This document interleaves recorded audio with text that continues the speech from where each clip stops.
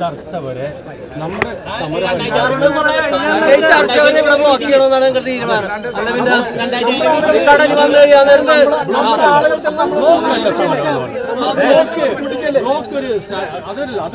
ഈ ബ്ലോക്ക് ചെയ്യണതിന്റെ ഉദ്ദേശം മനസ്സിലായ എല്ലാ ആൾക്കാരും വന്നു തീരുമാനം വേണം. അതിനാണ് അല്ലാതെ വീട്ടിൽ പോയി കിടന്ന് ഇവിടെ ഒന്നും ചെയ്യാതെ വീട്ടിൽ പോയി കിടന്ന് ഉറങ്ങി തീരുമാനങ്ങൾ നടക്കുക.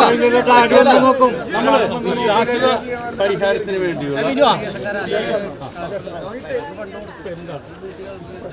ഇവർക്ക് സൊല്യൂഷനിന്റെ ഒരു ഉത്തരം, അതായത് മുഖ്യമന്ത്രി പറഞ്ഞിരിക്കുന്നത് 3-ാം തീയതി മീറ്റിംഗ് പറഞ്ഞിരിക്കുന്നത്. 3-ാം തീയതി എന്ന് പറയുമ്പോഴത്തേക്കും ഒരുപാട് ദിവസങ്ങളുണ്ട്.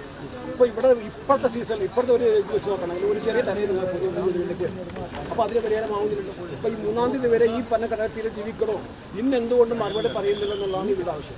അങ്ങനെ ഒരു മറുപടി കിട്ടുകയാണെങ്കിൽ ഇവരെടുത്ത് മാറ്റാൻ തയ്യാറാണ്.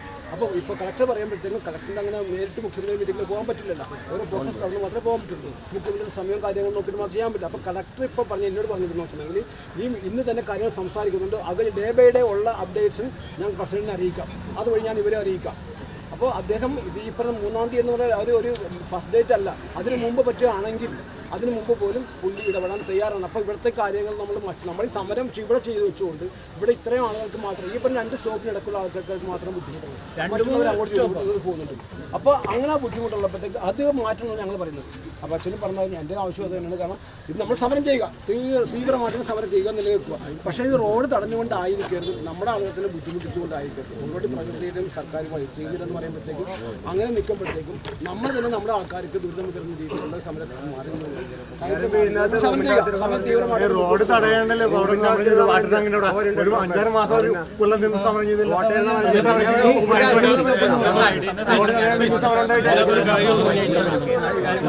ഹലോ ശ്രദ്ധിക്കുക പ്ലീസ്. ഹലോ ശ്രദ്ധിക്കുക. ഈ മഴയായിട്ട് ബന്ധപ്പെട്ട് ഈ തീരവാസികൾക്കുണ്ടായിട്ടുള്ള ബുദ്ധിമുട്ടിൽ നമുക്ക് എല്ലാവർക്കും വിഷമമുണ്ട്.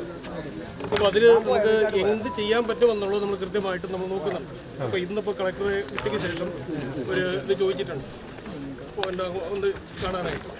പക്ഷേ ഒരു പ്രശ്നമെന്ന് പറഞ്ഞു കഴിഞ്ഞാൽ ഈ റോഡ് ഉപരോധിച്ചുകൊണ്ടുള്ള ഈ ഒരു സമരം, അത് നിങ്ങൾക്ക് സമരം ചെയ്യാനുള്ള അവകാശം എല്ലാവർക്കും ഉണ്ട്. പക്ഷേ റോഡ് മൊത്തത്തിൽ ഉപരോധിച്ച് അങ്ങോട്ടും ഇങ്ങോട്ടും ആർക്കും പോകണമെന്ന് വെച്ച് കഴിഞ്ഞാൽ ഇവിടുന്ന് അങ്ങോട്ടും ഞങ്ങളുടെ പോലീസ് സ്റ്റേഷനിൽ പറ്റാം. അവിടെ എന്തെങ്കിലും വിഷയം വന്നു കഴിഞ്ഞാൽ പോലീസ് എന്ത് ചെയ്യും? ഇവിടെ റോഡ് ബ്ലോക്ക് ചെയ്തിട്ടേക്കാണ്. ഞങ്ങൾക്ക് ഞാൻ പറയട്ടെ, ഞങ്ങൾക്ക് ഇനി തൽക്കാലം അവിടെ നിന്ന് നടക്കട്ടെ എന്ന് പറയാൻ പറ്റുമോ? പറ്റത്തില്ല. ഇപ്പം നിങ്ങൾക്ക് കാര്യങ്ങളൊക്കെ അറിയാവുന്ന ആൾക്കാരാണ്. സമരം ചെയ്യാനുള്ള അവകാശമുണ്ട്, കാര്യങ്ങളുണ്ട്, എല്ലാം ഉണ്ട്.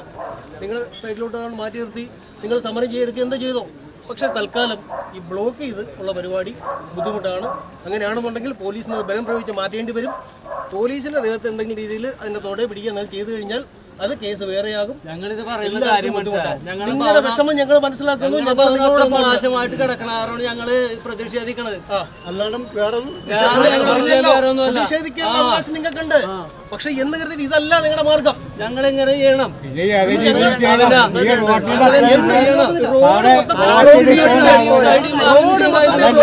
പരിപാടിയാണെങ്കിൽ അത് ബുദ്ധിമുട്ടാവും.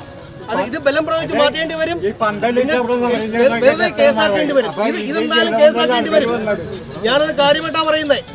നിങ്ങൾ സമരം ചെയ്തെടുക്കുക എന്താ വേണോ ചെയ്തോ, അതൊന്നും ഇവിടെ യാതൊരു പ്രശ്നമല്ല. നിങ്ങൾ സമരം ചെയ്തോ. സാർ പറഞ്ഞ ആ കാര്യം നമ്മൾ മനസ്സിലാക്കുക. ഇപ്പൊ കളക്ടർ വ്യക്തമായിട്ട് നമ്മുടെ കാര്യം പറഞ്ഞിട്ടുണ്ട്. നമ്മുടെ പ്രതിഷേധം വ്യക്തമായിട്ട് മനസ്സിലായിട്ടുണ്ട്. ഇനി നമുക്ക് ഈ ബ്ലോക്ക് ചെയ്തുള്ള സമര പരിപാടിയല്ല. നമ്മളിപ്പോൾ തന്നെ വെള്ളിയാഴ്ച നമ്മളവിടെ ബ്യൂട്ടി പാർലറിൽ അത്രയും 10-100 അച്ഛന്മാരുടെ നിരാഹാര സമരവും നമ്മളൊരു വലിയ റാലിയൊക്കെ നടത്തുന്നത് ശരിക്ക് സർക്കാരിൻ്റെയും എല്ലാവരുടെയും ശ്രദ്ധയിൽ കൊണ്ടുവരാൻ വേണ്ടിയാണ്. ആ വിഷയത്തിൻ്റെ ഒരു ഗൗരവം മനസ്സിലാക്കിയിട്ടുണ്ട്. അതുകൊണ്ടാണ് പ്രത്യേക ഒരു ADB-കാരുമായിട്ടുള്ള ചർച്ച വെച്ചിരിക്കുന്നത്. അതാണ് നമ്മുടെ ശാശ്വത പരിഹാരം. അത് ഏകദേശം കളക്ടറും വ്യക്തമാക്കി നമ്മൾ പറഞ്ഞതിൻ്റെ വെളിച്ചത്തിൽ നമ്മൾ മാറ്റി കൊടുക്കുക. നമ്മൾ ഗതാഗതം തടഞ്ഞുകൊണ്ടുള്ള സമരം വരുമ്പോൾ അതൊരു നിയമ തടസ്സമാണ്, നടപടി എടുക്കേണ്ടി വരും. അത് നമ്മൾ മനസ്സിലാക്കേണ്ടതാണ്. അപ്പോൾ സാറത് നമ്മളടുത്ത് വ്യക്തമായിട്ട് പറഞ്ഞ സ്ഥിതിക്ക് നമ്മളത് കേൾക്കുക.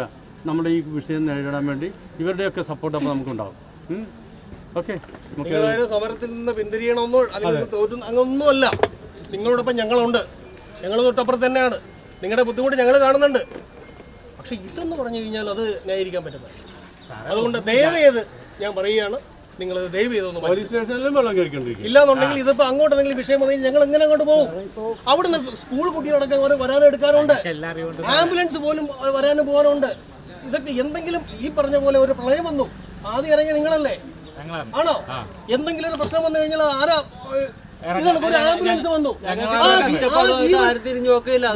അതാ പറഞ്ഞത്. ഇതാണോ അതിന്റെ മാർഗം? എന്ത് ചെയ്യണം സാറ് അവിടുന്ന് ഒരു ആംബുലൻസ് വന്നു, അല്ലെങ്കിൽ ഇവിടുന്ന് ഒരു ആംബുലൻസ് വന്നു. എത്ര പെട്ടെന്ന് മാറ്റാൻ പറ്റുന്ന സാധനമാണോ? ഒരുപാട് പേരുടെ ജീവൻ രക്ഷിച്ച ആൾക്കാരാണ് നിങ്ങൾ. ഒരുപാട് പേരുടെ ജീവൻ രക്ഷിച്ചതാ. ഒരു ജീവനെ കളയാണ്ട് നിൽക്കരുത്. എനിക്ക് അത്രേ പറയാനുള്ളൂ. ഒന്ന് ചെയ്യാം. അപ്പൊ നമ്മളെ നമ്മള് മാറ്റി കൊടുക്കുക, അതാണ് നമ്മുടെ മാന്യത.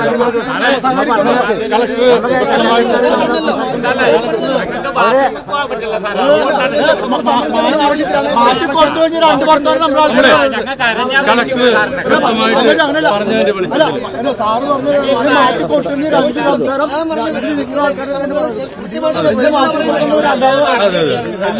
എല്ലാവരും പൊതു അഭിപ്രായം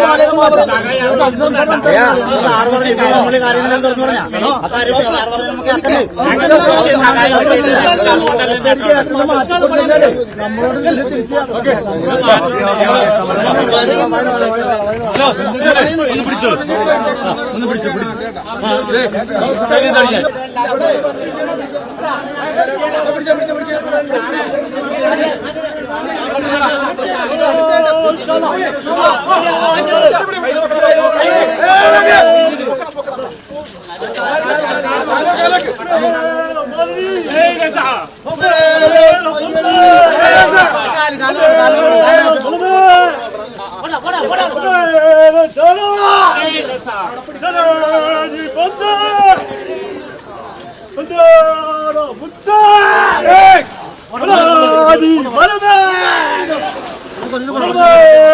രാജ